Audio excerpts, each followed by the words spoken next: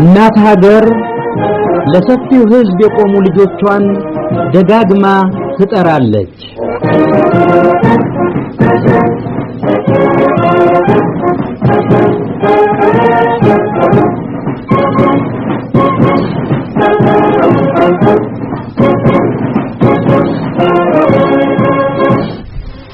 ተማሪዎች ከፊል ፊውዳልና ከፊል ከበርቴ የሆነው ስርዓት ለብዙ አመታት በጭቁኖቹ የኢትዮጵያ ህዝቦች ላይ ያስከተለውን መቆርቆዝና ያደረሰውን በደልና ጭቆና በአደባባይ አጋልጠዋል። ህዝቡ ከተኛበት እንዲነቃ የቅስቀሳ ትግላቸውን በየጊዜው አፋፍመዋል። የካቲቱ ህዝባዊ ንቅናቄ ሲጋጋልም እንደ ጦር ይፈሩ የነበሩትን የጭቁን ህዝቦች መፈክሮችን ከሰፊው ህዝብ ጋር አስተዋውቀዋል። ህዝባዊው ንቅናቄ በበዝባዦችና በተበዝባዦች መካከል የሚደረግ ትግልና አሮጌው ስርዓት የወለደው የማይታረቅ ቅራኔ ውጤት እንጂ ተራ የሆነ የሰዎች ግጭት ያለ መሆኑን በልዩ ልዩ አጋጣሚ ጠቁመዋል።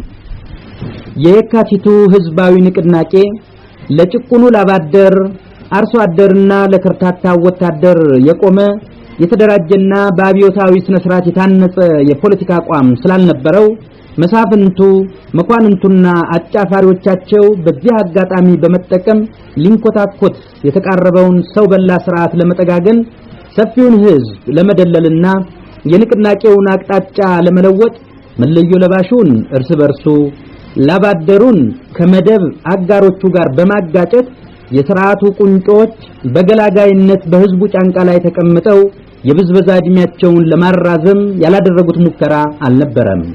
ከጭቁኑ ህዝብ አብራክ የወጣው ጭቁኑ መለዮ ለባሽ ያለ መሪ ይዋልል የነበረውን ህዝባዊ ንቅናቄ ሰፊውን ህዝብ በሚያስተባብር መፈክር እየቀሰቀሰ ንቅናቄውን ከዳር ለማድረስ ታሪክ የጣለበትን ግዴታ ተቀበለ።